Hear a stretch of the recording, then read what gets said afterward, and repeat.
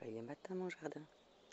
Cela fait quelques jours que je ne vous ai pas emmené dans le potager parce que je me disais que c'était peut-être un peu rébarbatif pour vous de regarder juste des millimètres pousser. Du coup ce matin je vous emmène de nouveau dedans parce que ça a bien poussé et vous allez pouvoir voir la différence. Donc je commence dans le sens de l'énergie. Ici les fraisiers sont en fleurs, enfin le fraisier est en fleurs. La roquette, le premier rang commence à pousser, enfin pousse bien. Et là on a toutes les petites fleurs. On aura un joli tapis de fleurs à cet endroit-là. L'aneth grandit, donc ça c'est les petites anettes. Ce rang de salade a un peu du mal à pousser. Je me souviens plus quelles étaient les graines, d'où elles venaient.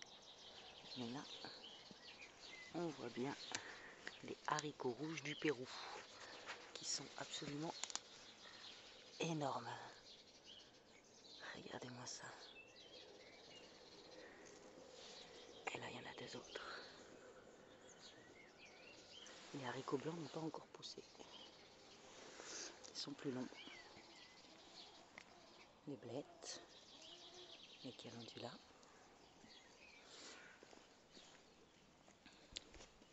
Le basilic prend plus de temps.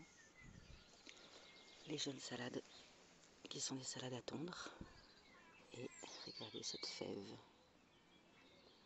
Fève verte du Pérou. Il y en a une autre là qui est en train de pousser. Il y en a une qui s'est fait manger la tête par... Ah non, ici, pardon, c'est haricot marron du Pérou. Celui-ci et celui-là. C'est... pareil, là, on voit qu'il s'est fait... Bah, lui, il s'est pas fait manger la tête. Il s'est fait couper la tête. Donc ça doit plutôt être un oiseau. Ah non, c'est bien une limace. Il m'a mangé ici. Et alors, ces fèves vertes du Pérou. Regardez-moi ça. Taille de ma main. Voilà, en quelques jours, les centimètres qu'elle a pris, la taille de sa tige. Incroyable. Donc pour l'instant je la laisse comme ça, puis au fur et à mesure, si elle ne prend pas le chemin toute seule, je la dirigerai sur l'arbre. Puisque l'idée en les plantant ici, c'est qu'elle pousse sur les troncs du noisetier. Mes petites salades, il n'y en a pas beaucoup sur ce rang-là. C'est pas la meilleure réussite, les salades. Le cerfeuil pousse bien. Là, on reconnaît ses feuilles. Ça y est. Donc ça, c'est ce que je vous expliquais sur des vidéos précédentes. Ici, c'est les cotylédons. Et là, il fait ses premières feuilles. Les haricots noirs du Pérou. On a au moins 2 ici qui survivront aux limaces. Maintenant qu'ils ont poussé comme ça, je pense que c'est bon. Et un ici. Les roquettes, ils sont plantés très denses. Je craignais que les graines ne poussent pas puisque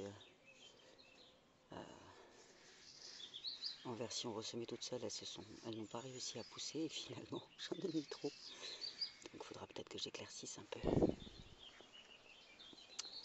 L'aneth aussi elle pousse. Là ça y est, on identifie. Donc ces grandes feuilles, cotylédons, et puis là c'est ces petites feuilles qui sont en train de sortir. Voilà. Vous voyez que j'ai beaucoup d'autres plantes qui poussent entre, mais je ne désherbe pas pour que ça puisse couvrir la terre. Mon but étant de laisser la terre se couvrir avec de la végétation sauvage, car c'est elle qui pourra nourrir les limaces, les escargots, on appelle ça les gastéropodes, et puis les pucerons, tout ça. Elles y seront aussi plus résistantes, donc tout ça ensemble, ça va faire un équilibre. Les haricots beurre, tout cela prennent leur temps, ils commencent à marquer l'espace. Et alors sur cet espace, ce qui est très surprenant, c'est qu'il y a plein de tomates qui poussent. En version, elles se sont installées toutes seules. Je vais vous en faire voir quelques-unes. Il y a des endroits où je n'ai rien semé. ici, on a le demi-cercle de blettes qui est en train de s'installer, les fraisiers.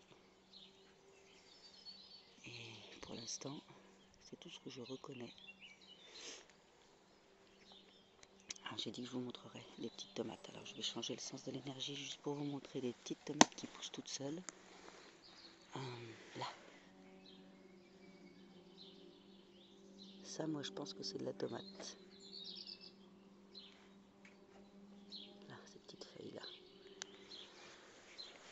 Celle-ci aussi, je pense que c'est de la tomate. Enfin, je peux me tromper, hein, tout petit à ce stade-là, c'est pas évident, mais je pense que c'est de la tomate qui pousse toute seule. Voilà, c'était juste pour vous montrer les tomates. Ensuite, je vous montre l'extérieur du cercle. Donc ça, c'est des noisetiers. Des haricots verts. Haricots verts violets. Ça, c'est les haricots coco. Regardez-moi ce petit coin-là, comment il commence à être investi. Donc, la rangée ici, c'est les haricots coco. Là-bas, c'est les maïs. Pour en avoir déterré à d'autres endroits, je sais qu'ils sont en train de germer, mais c'est plus long à sortir. Et là, c'est des pois. Des pois surprises, parce qu'en fait, je ne sais pas ce que c'est. Et là, c'est des petits pois. Donc ça, ce sont des petits pois plantés, celui-là par Lila et celui-là par Elliot.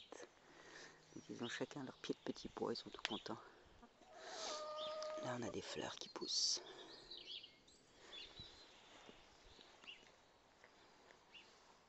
Qu'est-ce qu'on a d'autre à vous montrer? Encore des pois. Là, ça, c'est les haricots marbrés. Là, sur les étiquettes, j'avoue, je ne me souviens plus quel haricot est-ce. Heureusement qu'il y a des étiquettes.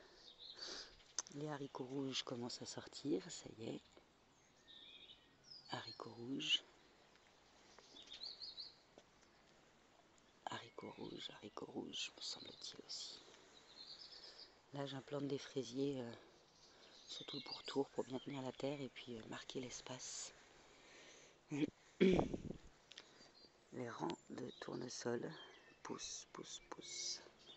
Celui-ci est plus grand que tous les autres déjà, c'est le premier à être sorti.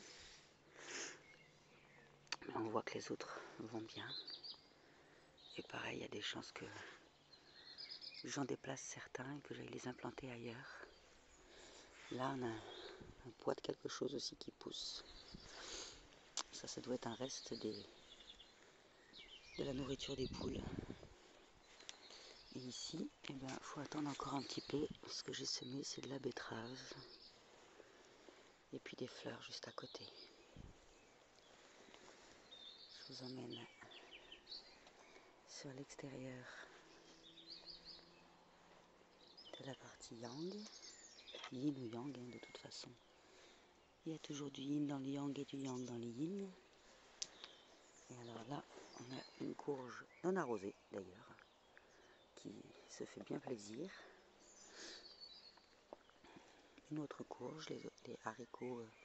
Donc là où il y a des petits bois, on ne les voit presque pas à cette hauteur, c'est des aubergines, on verra si elles poussent. C'est pareil, hein, des aubergines, enfin pareil, c'est des aubergines mangées dont j'ai récupéré les graines. Un petit basilic bio que j'ai acheté il n'y a pas longtemps parce qu'on avait envie de se faire une sauce au basilic. L'oseille qui s'installe bien. Là-bas dans le fond, j'ai mis de l'angélique dont les graines proviennent d'un troc de graines. Donc je ne sais pas ce qu'elles valent pour l'instant. J'espère qu'elles pousseront. Voilà, on a fait l'ensemble du tour du potager qui s'installe, qui grandit et ça fait plaisir. Une belle journée à vous.